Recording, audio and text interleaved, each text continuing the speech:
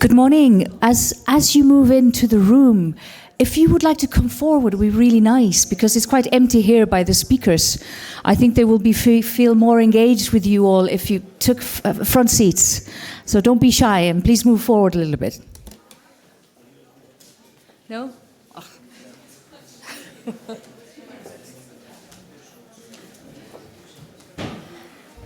Come on. Oh, don't take the back seats, please. Ladies and gentlemen, move forward. Let's make it more cozy for the participants here up front.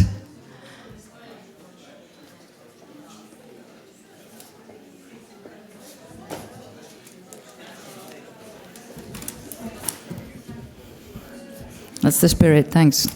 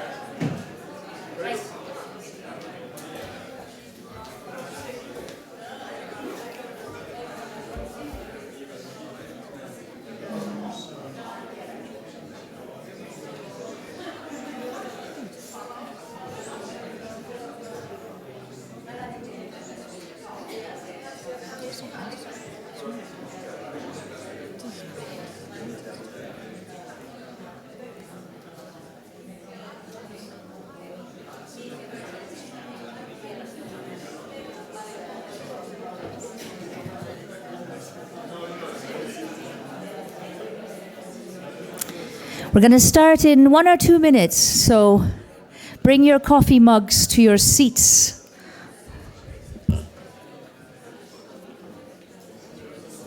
Yes.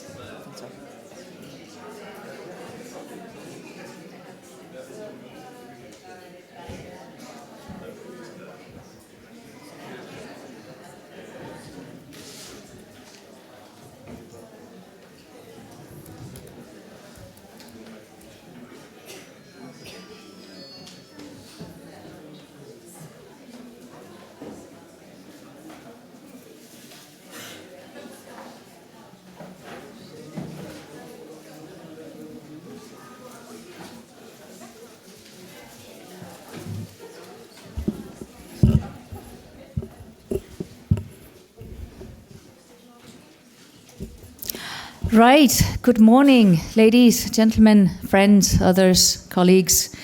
We're going to start day 2 of this conference. Yesterday we had a very brief but very intense afternoon with former President Tarja Halonen and some panelists who engaged in a debate about dialogue with civil society and democracy. Today we have an equally packed day, even more, and you're going to go on different workshops. I'm going to start, however, with some household rules again, things you need to know. First of all, like I said yesterday, you need to carry your badge. The badge basically opens to the cafeteria for you. There's food and coffee. We have a couple of coffee breaks, and you need to show your bags, or you will have to pay for what you pick on your plate. That's all. You also need the badge to come in here, so please don't lose it. Now, inside this plenary, we have emergency exit on that side, and then, of course, out on the front door here. For toilets, there's a handicapped toilet to the left here, if you turn left outside the plenary. Otherwise, there are toilets in 3 different places in the house. You will find it. Now, there is some of you may have asked not to be filmed or photographed because we have a constant streaming of this event, and we also have photographers walking around in the room. Now, there are a couple of designated places in this room where you will have to sit if you want to make sure that you're not caught on camera.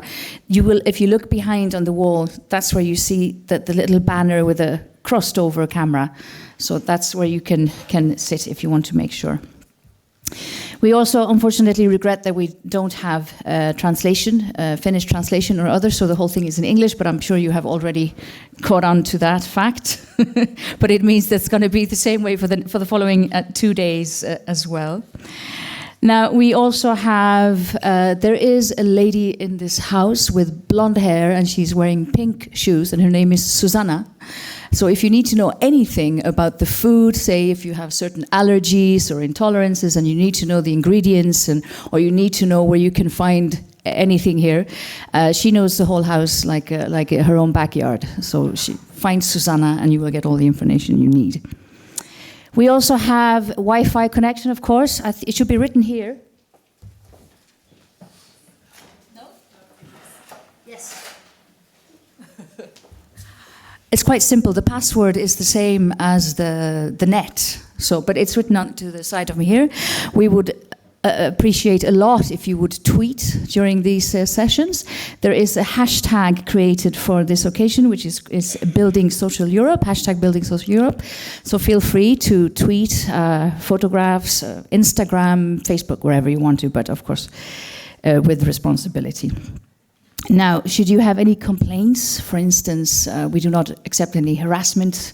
If you should have any kinds of complaints or thoughts, if something has happened to you, then you need to address Kelig Puye, who is sitting here in front of me. She's waving right now, just to make sure that if anything comes up, you will be heard.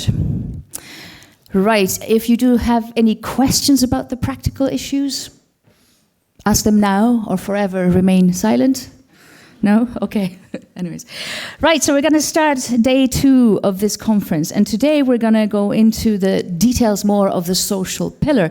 Now, the social pillar, I was in Gothenburg. It was organized by the Social Pillar Summit was organized by the Swedish government. So my government, because I am Swedish, I am actually from Gothenburg. So it was kind of nice to travel home for the occasion. And one of the social pillar for a Swedish government to organize it was actually a big thing, because Sweden is one of those countries that do not want to have social legislation in European law. So it was a bit of a contradiction in itself. And if you heard yesterday, Tarja Halonen, the former president of Finland, she said that the social dimension is much more prominent in both the Finnish and the Swedish debate. And this is something that we in the Nordic countries have felt a lot, because it has not been the case before. The Swedish or the Finnish have always said, it's very good, we want our welfare state, we want all of these social rights and justice, but we do not want Brussels to look after that. So the social pillar was interesting. Now I'm going to just give you a very brief reminder of the social pillar. 20 points, 20 principles, amongst them, for instance, everybody's right to education, everybody's right to unemployment benefits, everybody's right to a healthy environment, everybody's right to decent housing. Obviously, today we're going to look at the definition. What is decent housing? Everybody's right to a fair salary. Again, definition issue. What is fair when you come to a salary? Everybody's right to not be discriminated against due to gender, race, religion, disability, sexual orientation, or age. That is some of the questions that a lot of the NGOs represented here today are working with. So how do we define this? How does the social pillar actually make it into European law or European principles or European rules? And that's what today's first panel is going to talk to you about. The first speaker is the lady that I've already pointed out to you. Kelly Puyer. She is the director of Social Platform, who is organizing this event, as you know. And she has a long background in the civil society sector. And I think I'm just going to very, very quickly turn to you and give you the floor. Welcome, Ms. Kelly.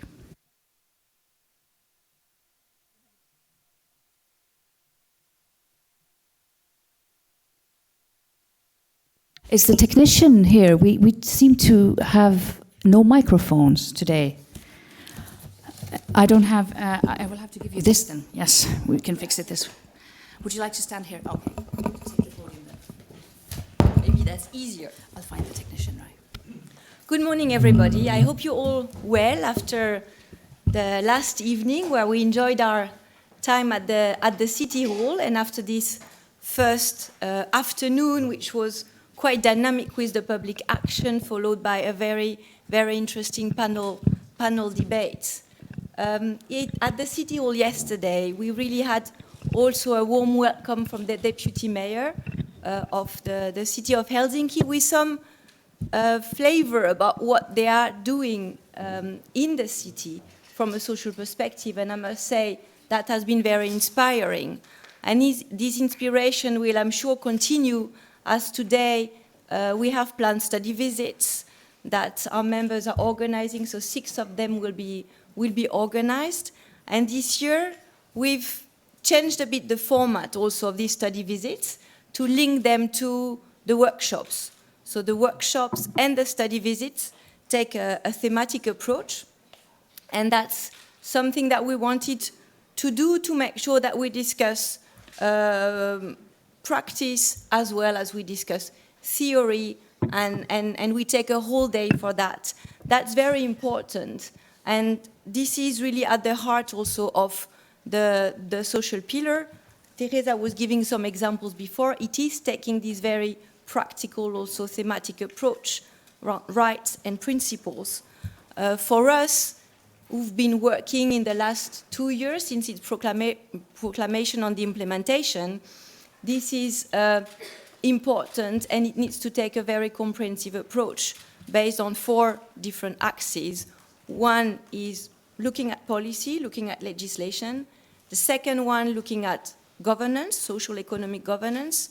Another one, very important, is funding, and another one is participation. And this is how we look at the social pillar implementation, and this is how we liaise and we work with our members on the implementation.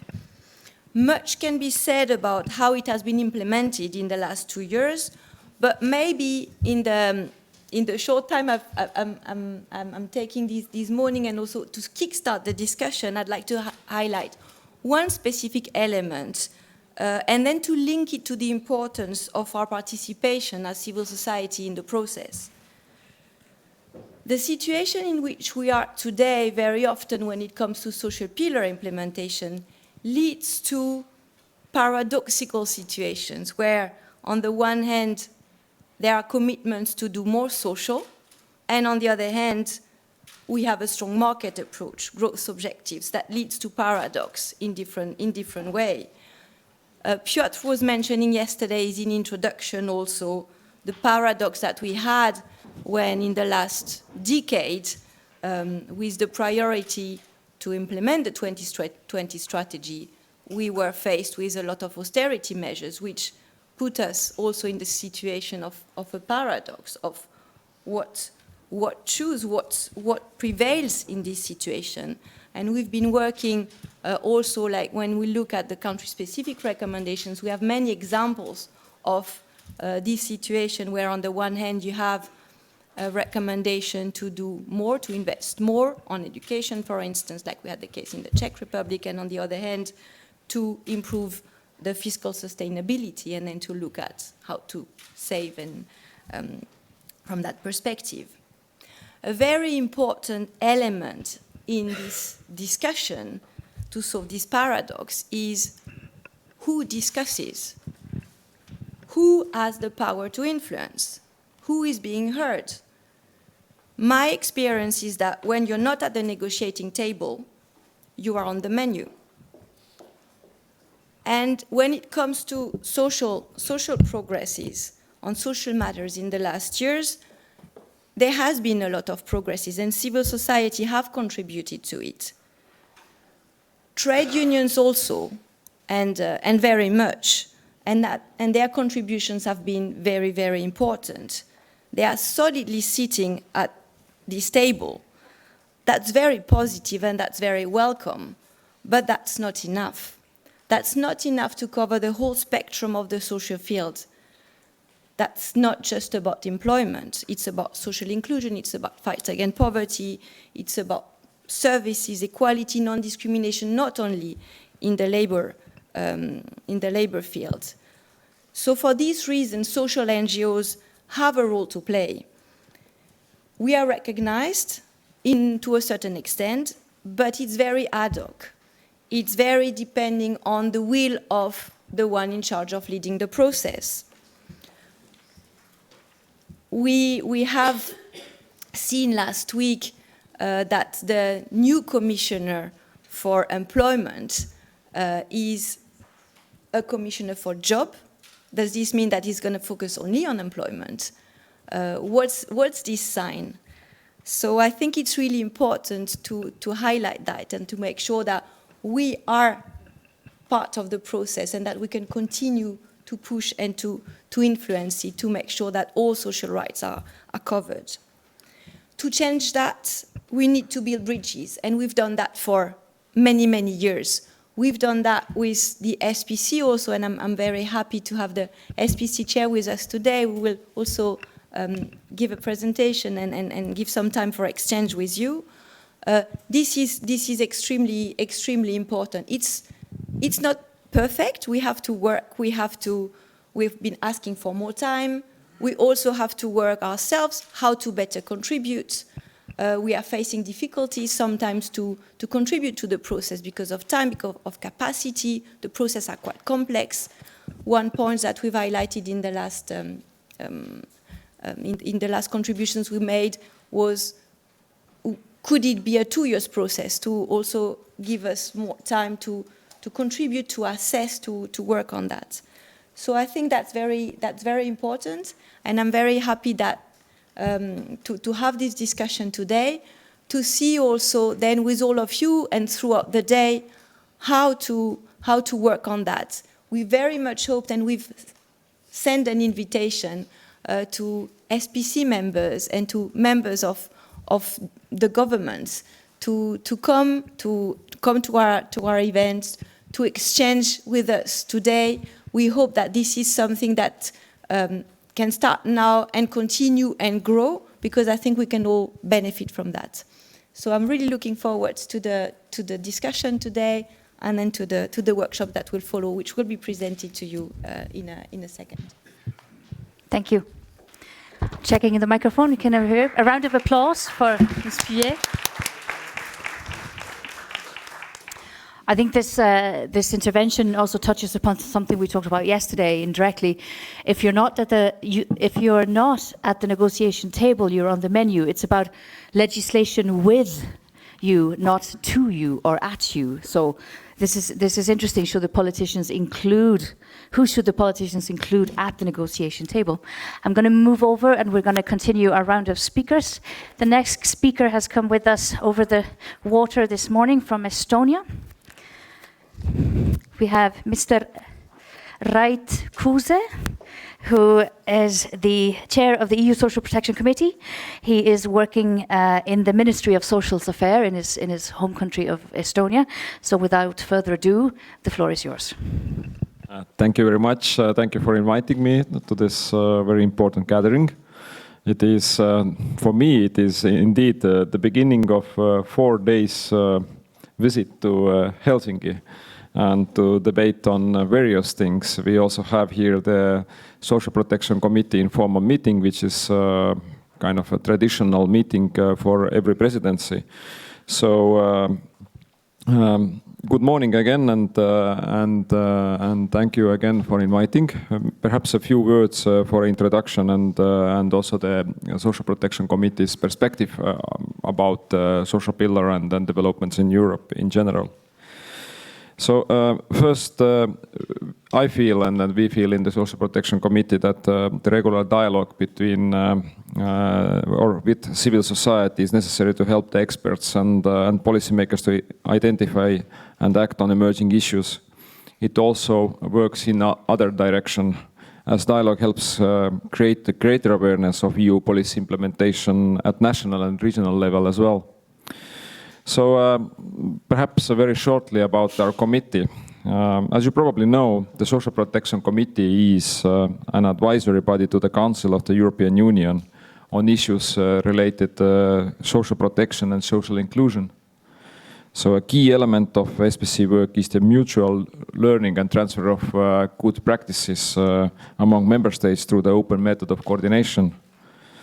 So the committee itself has served as a forum for discussion between member states and the European Commission on aspects related to all social policy strands: social inclusion, pensions, health and long-term care. So basically, if we would divide the tasks of the committee into two, it would give you an entire picture. So first, it is the participation in the European semester process. For example, we evaluate and debate over the country-specific recommendations on the area of our competence, and other is then the thematic work, which is the exchange of best practices and then debate about possible good examples. We produce annual report on the social situation in Europe, and the latest one in 2019 clearly shows that poverty and social exclusion rates remain a challenge across the EU, especially for children, young adults, persons with disabilities and migrants. Increases in income inequality accelerated in many member states during the crisis and are yet to be reversed. So this is contrary to the EU political objectives of ensuring the well-being of its citizens, as specified in the treaty, and the EU social inclusion target put forward in the Europe 2020 strategy for smart, inclusive and sustainable growth.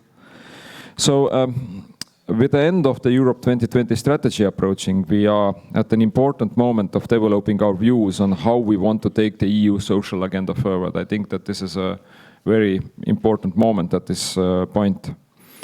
And in that context, as we see that the European Pillar of Social Rights should serve as a compass, guiding efforts at both European and member state levels.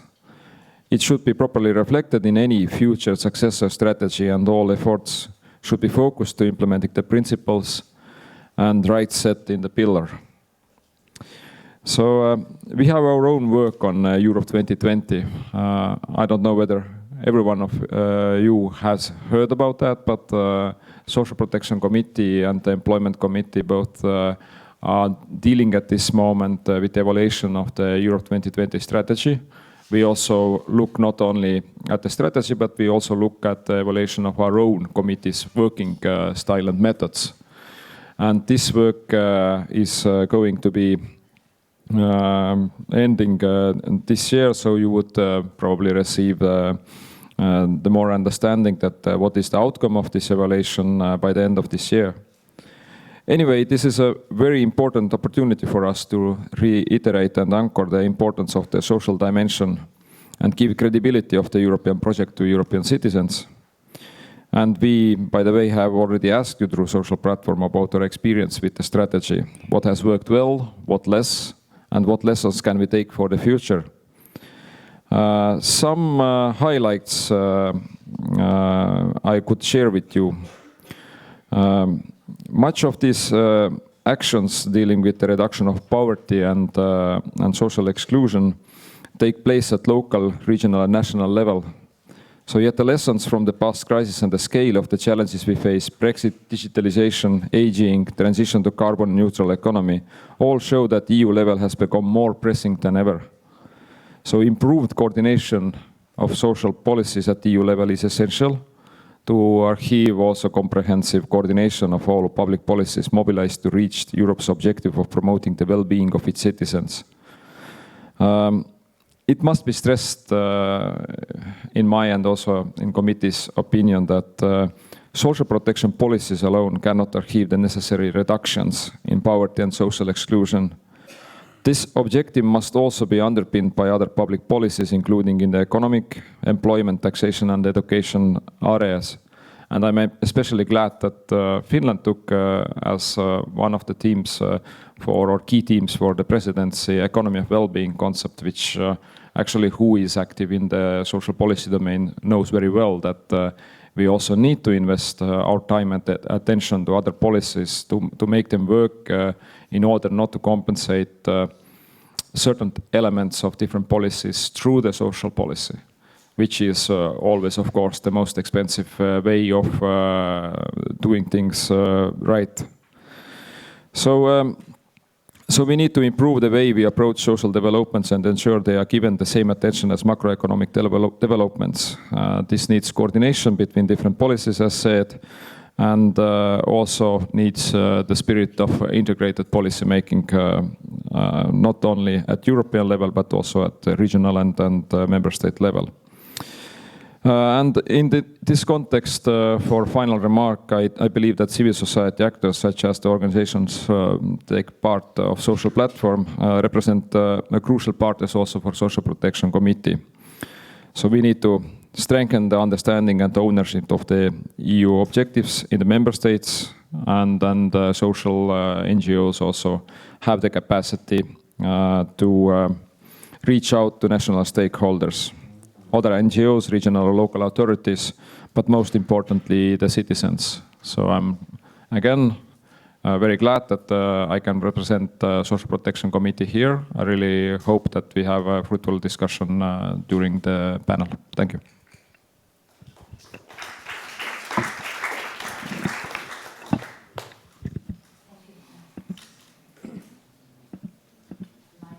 Thank you very much.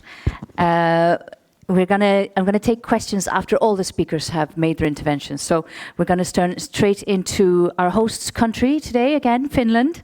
And we're gonna hear Mr. Vertti Klukas, who is the Secretary General of the Finnish Federation for Social Affairs and Health, also known as SOSTE, which is an umbrella organization for NGOs. So the floor is yours. Welcome. Yes, thank you. Nice to be here and welcome to Finland also from my behalf. If we look at the social pillar, we also must look at the semester process, I think. So I'm going to speak a bit about both. First of all, the social pillar has quite good goals. I think you have, yesterday afternoon, you were at the city center asking people about, did they know about the social pillar? I would be very surprised if someone would have known what it is. One person, I'm sure he works for the government or some NGOs, but I'd say that we have no general discussion about the social pillar or even the semester process here in Finland.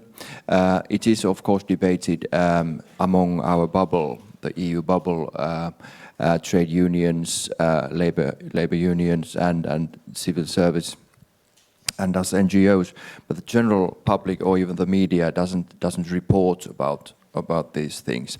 And from Finnish perspective, all things related to EU and social health policy have always been very difficult.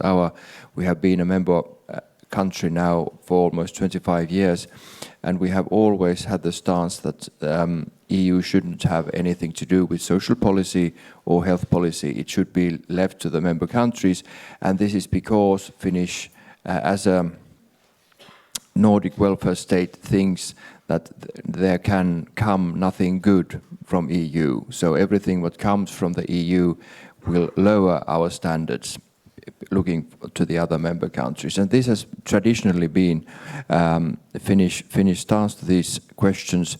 And now there is I know there is a question going on the EU level that should, for example, more decisions made by majority voting and not unanimously. And Finnish government is a bit moving in these questions. So perhaps we could approve at least as a president country, that some decisions could be made not unanimously by voting, and SOSTE fully supports these thoughts, and we think that throughout the social pillar you should be able to make decisions by majority. And I think that's one key issue. If we want to make the social pillar a real thing, as we are now discussing, we need that kind of decision processes which can lead to results. And as long as we have possibility only to make unanimous decisions in these questions, nothing will actually happen, I think so. Of course, if we look at the pillar, it has very good goals, it had very good targets, but as the first speaker said, there is an imbalance between the social goals and the economic goals. And as long as we have the situation, for example, in the semester process, Commission giving recommendations to member countries, if you can even propose fines to the member countries which have too big deficits, have too much loans, and on the other hand, all recommendations regarding social policy it would be nice if you also looked at these. There is a so big imbalance between these two that the economy will always prevail. And that's why we need a bigger balance. Of course, this balance seeking starts by discussions, and now we are on that phase. And I think we should, for example, in the semester processes, have a better balance between these two. And of course, for example, if we look at the Finnish or the permanent representation here of the Commission here in Finland, what it publishes, what it says when the recommendations are given, they are very much economy driven. It talks about deficits, it talks about, for example, unemployment. To reduce unemployment is seen as a way to reduce public spending and increase public revenue. And it's important too, but it lacks the social elements in the discussion. Well, when looking at are we on the table as a menu or as a participant, I think the Finnish situation is relatively good. We have a long tradition for all these 25 years. We have had these broad committees that prepare the Finnish policy in the EU. And for example, we as an organization, SOSTE, are a member of two of these committees. One is regarding social affairs and one regarding health affairs. And it gets all the material, not the very classified one, but lots of non-public material. And we can comment and influence on the Finnish formal state policy, and this is very important. And it has for a long been so that also the social organizations are involved, not just the formal labor and employer organizations. And this is symbolically important. Of course, what we can do when being in these processes is very much to do what kind of propositions we can actually make there. And if we go to a meeting saying that we are right and you all are wrong, you can't get very far. So we have to also have ability to make compromises. That's very important in these processes. Also, the semester process, the Finnish the permanent representation of EU Commission here has built for 5 years now very close cooperation with also the social sector. For example, SOSTE and EAP and Finland are very much involved in these processes, and almost every time there is some high official from the EU Commission coming to Finland regarding the semester process or otherwise, we meet them, they listen to us, they have specific questions a lot, and we also make a shadow report which is published and comment the recommendations given to us. So I think that the situation of the civil society regarding social pillar processes, semester processes, is relatively good here. And just another, just to conclude this economy of well-being, we also are very happy that this is the theme of the Finnish presidency of the Social and Health Ministry. Economy of well-being is a concept brought to the Finnish debate by SOSTE, and we are very happy to see this is the theme of the whole presidency. And I think the main goal is that the economy is a tool to make policy, not the other way around. And that's the main question. And you have to see we have a working school system, we have nurseries, we have good social security systems, and that's an investment to produce healthy, capable workforce. And again, it produces growth and it helps us to remain as a welfare state. Thank you.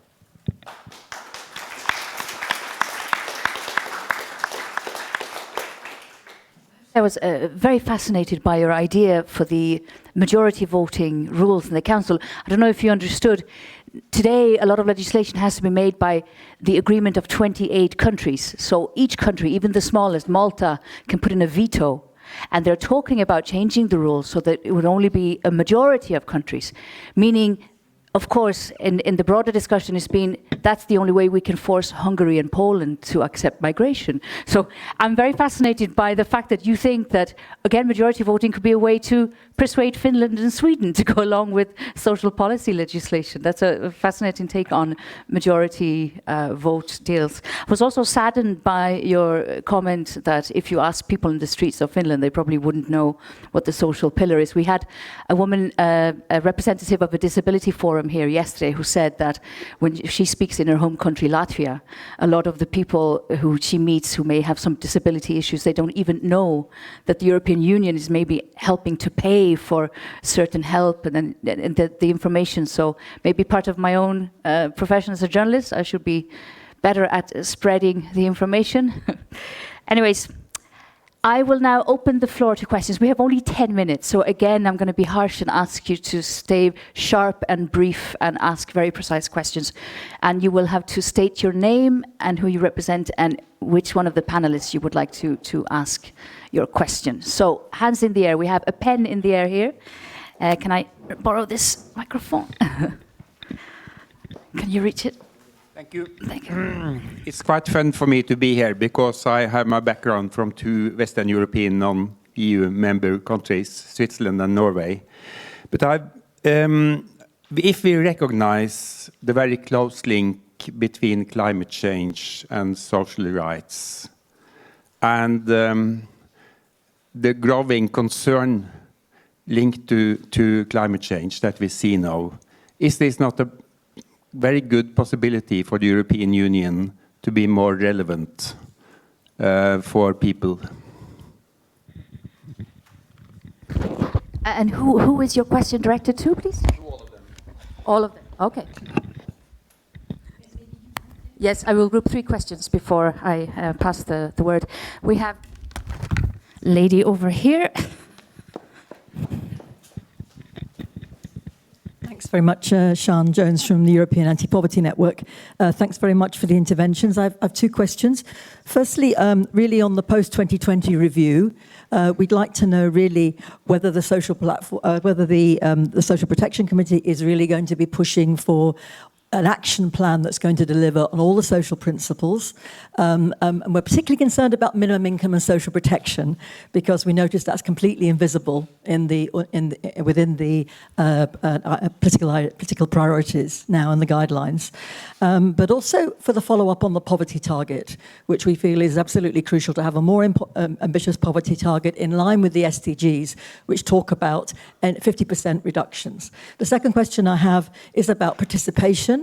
And thanks very much to SOSTE for highlighting the very good work that we know that SOSTE is doing and EAPN and other NGOs, for example, in Finland. We have a new legal base that's recital 11 of the employment guidelines that now makes civil society a partner to this process. It's not very visible in member states in any kind of strategic way. So could you please let us know what you're going to do to really try to make sure that that's a reality, that civil society are real partners with agreed guidelines? Yeah, we have 3 questions already out, so I think we're going to pass the word to the panel. So the questions were asked to all of you. So who feels obliged to answer to the first question? Would you do it? Yes. Just a quick answers. The climate change is a big issue here in Finland, but I think that we have more actually trying now to focus on social and health policy also. The climate change discussion here in Finland has been more related to forests and as in any other. So there are all kind of vermins coming to the north and eating our forests, and we should make them grow more so that they could take in carbon. But not so much on social and health policy. I think that's a coming issue also here in Finland. It's a very big issue in our other international networks. The employment policy is very concentrated to the trialogue partners here in Finland, but we have of course a big debate now here what comes to those people who are most difficult to get an employment, and of course we have, as a social sector, we have a lot to give to this debate. Thank you for the questions. To start with the general question about environmental challenges and how they are together with social policies, I think that this is something we are starting to speak more and more. I agree with previous speaker here as well that perhaps it hasn't been under such a focus at the moment. What I would also think that it is becoming more and more prominent and also in the discussion because of the new structural funds period as well. So we'll have to align and also find a way how the social policy can contribute also to the Greener Europe targets. And I think that this is not for everyone a very new idea in that sense, but debates, if I look at the social policy or social protection committee, for example, then I have to say that we haven't debated it too much. Perhaps some, let's say, interventions have touched it, but still this is something to be, let's say, developed further. And it's extremely important. We really need to look at how those big, let's say, aims and targets are bound together. Regarding the strategy, and as I said, that we are evaluating at the moment SPC's view, or giving SPC's view how the Europe 2020 has been succeeding and what are the, let's say, continuous challenges and how to proceed. I can see that there is a very strong support for continuation of such a strategic, let's say, umbrella. I have to say that despite all this also positive achievements from Europe 2020 strategy, what we see as a concern from our perspective is that the poverty target has not been achieved. So basically 5 million out of 20 is not too much. I would say. So we are rather, let's say, thinking that this aim has to be still, say, on the table, and then we need to proceed with that. It is probably too early to say that what this future, let's say, strategy or the follow-up strategy should contain, as we are finalizing our evaluations, and I know that others as well, and it is a very interesting time at the moment also from the at the European level as well, as there are new ideas, formations, agenda setting going on at the moment. So we hope to be very actively involved. Saying that, it also depends from the committee's working style or mandate. It depends on the member states, because the member states actually drive the agenda of the Social Protection Committee. So basically we work on the basis of the input given by the member states.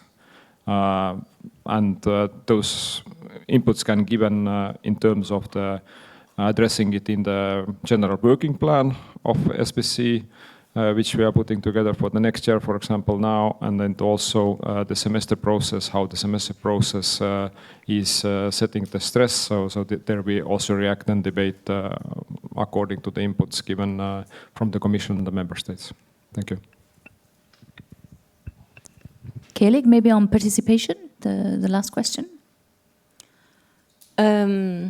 Yes, because I mean that was the point I was making before. I wanted just to start with the first question on the link between environment and social, because I think it is very important, and nobody can say that they are not linked, and it's interconnected, and one affects the other, and we really need to look at that jointly, but to look at that jointly to push for both and to make sure that social and environmental justice becomes a big priority of the EU.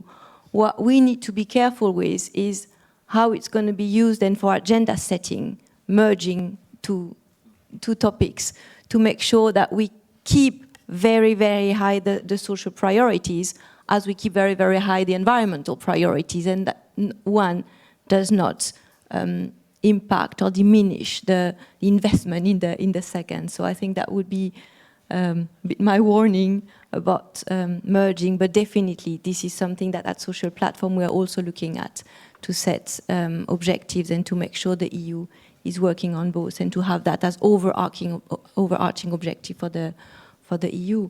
And when it comes to participation, as I said before, that's very, very, very important. We have legal bases. I mean, we have bases with the new recital for that. And this is something that we would like to have very, very concrete answers to, the how to. So I don't know if this is something where you can still share a word, or definitely that's something with whom we would like to work with you and all our members to see how to put that in practice, how to put that in a way which is structured, which is long-term, which stops having this more ad hoc approach based on the goodwill at the end of the day of the member states or the decision maker who is involving or not involving us at a certain point. Right, we have to stop the question round, unfortunately, because we are running out of time. Maybe you, if you want to address individually a speaker afterwards, then I recommend you to stick around. We have 6 people to come up on stage before the end of this hour, so we are running short of time. We're going to now speak to the different workshops that you have registered for. We're going to have a speaker from each workshop to just very briefly give you a little bit of a teaser of his or her workshop, and also for you to see the faces of the people you need to follow around today. Right, so we're going to start with workshop number 1. We have to, of course, thank our speakers and wish you...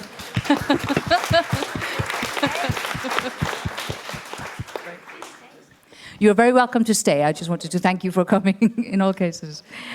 The first workshop is The Economy of Well-Being Starts at Work, and with us to speak very briefly on this is Laura de Bonfils. Is it in French or in Spanish? De Bonfils, from Solidar. And if you could take the microphone from Kelly. Thank you very much.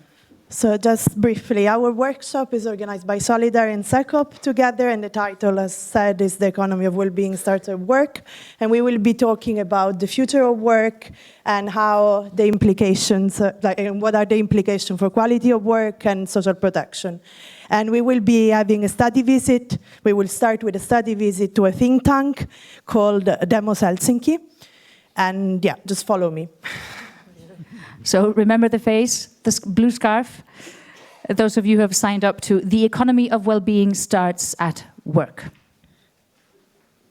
So just pass. Kelly, take the microphone. Right. Now, the next workshop number 2, for those who have signed up to, is called Health, Equity and Social Justice. And I would like to have Mr. Nikolai Pusharev up on the stage just to tell us a little bit about the workshop. Thank you so much, and thank you so much for the opportunity. So we, very briefly, we will be trying, considering that social justice, health equity are so closely linked, we will be trying to discuss and unpack some of the ways in which these interlinkages actually occur. And in particularly, we'll be exploring how socioeconomic policies on the one hand, and which ones can promote health equity, but also how public health policies can promote social justice. And with eventually the aim to come at a better alignment of the two areas, and in particularly with a view on the upcoming work and in the new mandate in the EU, where there's actually a lot of work on the table in these areas. And our study visit will be to the Finnish Association of Substance Abuse and Prevention, who are doing a lot of interesting work on this intersection between health equity and social justice. So we'll be meeting just at the entrance. Does anybody have any questions of interest for the whole audience, or just address Mr. Pusharev individually? No. Okay. Leave the microphone, if you can leave it with Kelly. Yeah, I don't see any hands. Okay, you can give it to the next speaker. Right. The next speaker is for workshop number 3 about homelessness in Europe. And we have a speaker named Ruth Owens that is going to come up and tell us about that workshop. Is Ruth Owen here? No? She was here. I'm going to skip her for now then, and she can come back. So, okay, so those of you who have signed up to workshop number 4 instead, take a listen now. It's about long-term care. And with us we have Borja Arrue from the Age platform. Welcome. Hello, thank you. So yes, the workshop on long-term care will address this very important topic in European social policy, one of the biggest challenges, one of the areas where social protection is actually the most diverse across the European Union, which is long-term care. So care for people with disabilities, and also most people using long-term care, older people.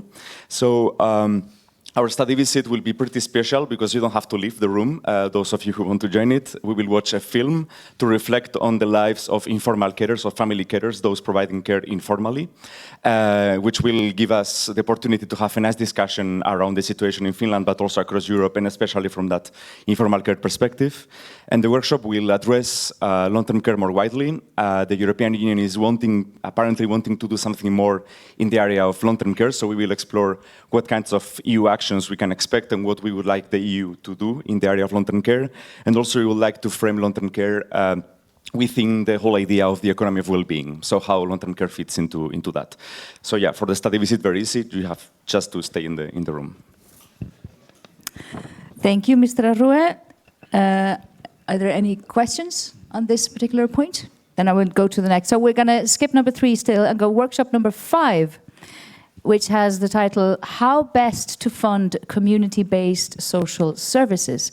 And we have with us Mr. Thomas Bignal from EA-SPD. Thank you. I'm Thomas Bignal from the European Association of Service Providers for Persons with Disabilities, so all types of services for disabled people. Borja talked about long-term care, and they will focus a bit more on the informal carers side to that. We will look more at, let's say, the formal social services that help many families in Europe. Killig mentioned that austerity had a very big impact on Europe, and I think the care sector is one of the sectors which was the most impacted by that. And we will not just look at the topic of how much money goes into long-term care, we will look at which model, what is the best way to support good quality long-term care services. So, for example, we will look at public procurement, which is also regulated at European level, and it has had, we have seen quite a negative impact on the care system across Europe.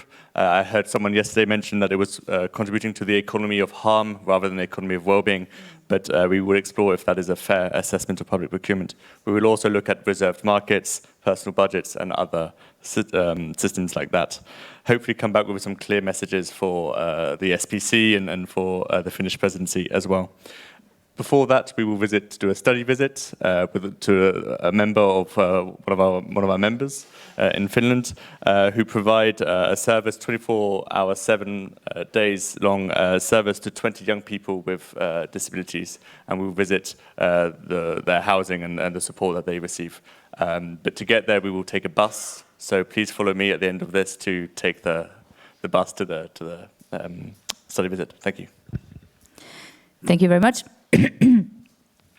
We now go to workshop number 6, which is called Funding a Long-Term Comprehensive Approach to Migrant Inclusion at Local Level. And with us to speak is Laura Marchetti from Mental Health Europe. Welcome. Thank you. Well, I guess the title is quite self-explanatory. In our workshop, we're gonna be discussing about migrants' integration, and in particular how EU funding can support the integration of migrants. One of the aspects that is gonna be discussed as well is mental health, which it is usually not something that is really discussed when it comes to migrants' inclusion and integration, but we see that it's becoming more and more relevant.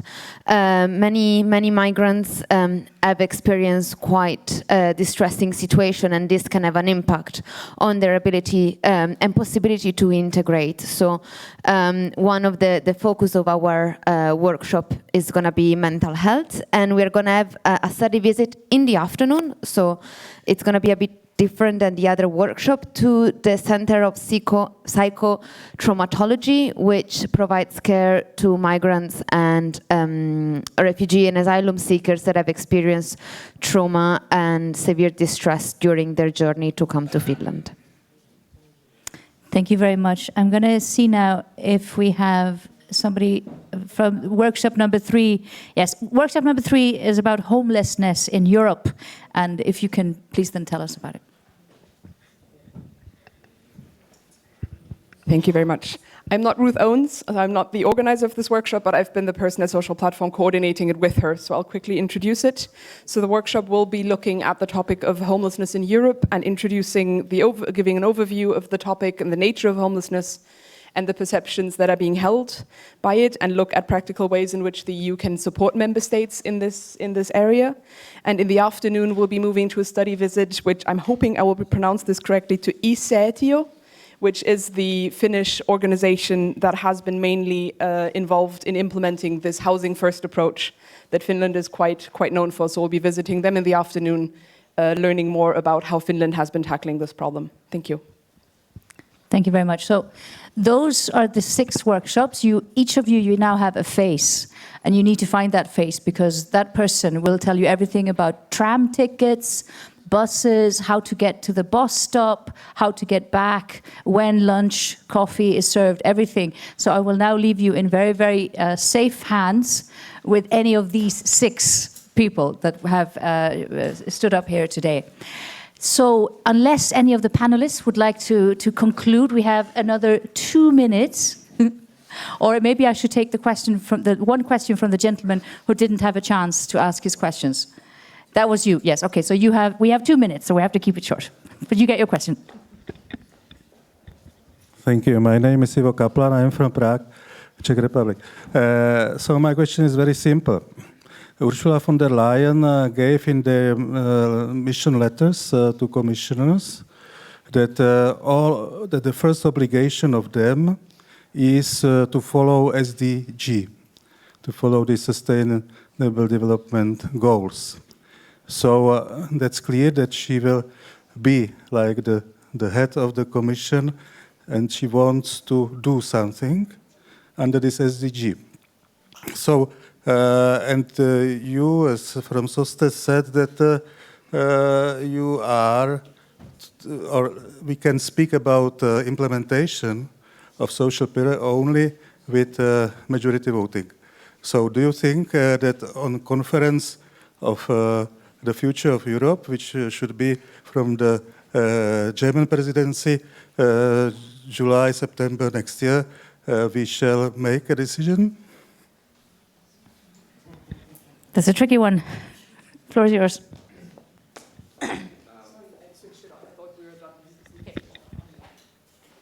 Thanks.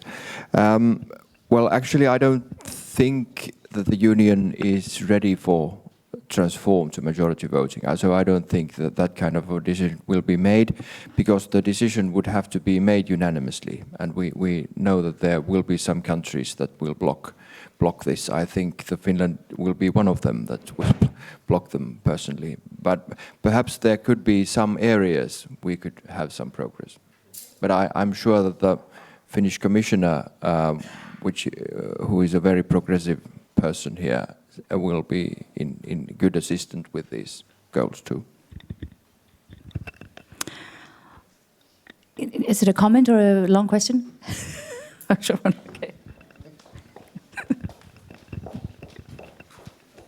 Thank you. I had a short question regarding the SPC and the future post-2020 strategy, because we have the Sustainable Development Goals, rather Agenda 2030, which is pretty clear in its transformative principles, and it has a clear poverty target or anti-poverty target. So why do we discuss still the follow-up of a 2020 strategy when we have Agenda 2030 strategy?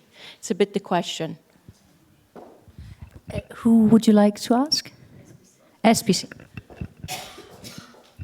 I think it is a good point in that sense that we need to look at all the targets what we have agreed already.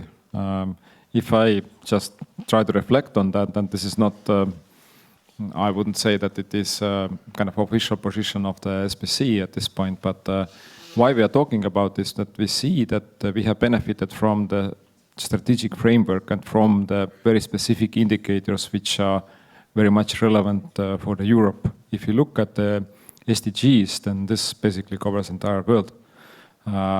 We can do in many ways more in European region, I would say so, if you look at from the global perspective. And what we have seen is that in Europe 2020, when we have set the poverty aim, when we have set other aims there as well about employment, for example, and so on, it has been working well also at the national level. So it has been recognized as a certain, let's say, guideline or certain achievable target. And all the national policies have had those targets in the discussion. So I think that in general in Europe we need common understanding, perhaps I wouldn't say simple, but understandable and agreeable targets for us in Europe in order to really to set the pace and to set examples and also to debate what the social Europe in that sense would be. So I wouldn't say that it will be very, very different in that sense. It will be integrated with all the targets and aims we have agreed.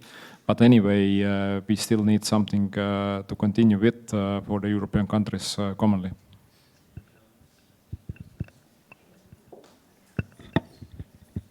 Right, it's 1 minute past 10, so we have a perfect timing today.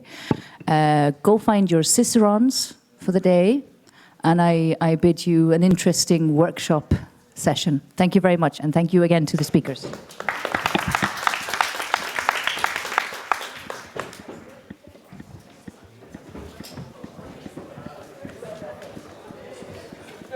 Thank you. Nice. I still have to read. Yeah. Unfortunately, I can't stay for longer. Yes, but it's a pension conference, so after I need to prepare myself for that as well. But we'll be in touch. We will be in touch, and I'm definitely about that. Yeah, in Brussels, like SPC. But next year, we want to have this annual conference. So maybe we can discuss also next year, because we haven't started for next year. We want to do it in Germany. In Berlin around November, because we want to have it for the anniversary of the pillar. So if there is one thing to discuss possibility, yeah, it would be good. Now they're on all the time, and it's actually better to keep them on. Really, they don't, you know, they don't start. Yeah. Okay. Are these headsets also on all the time? Those have to be actually 2 clicks, and then they're on. But there is a little bit of a lapses in time. Okay. That's why I decided to get these off. Thank you. That one.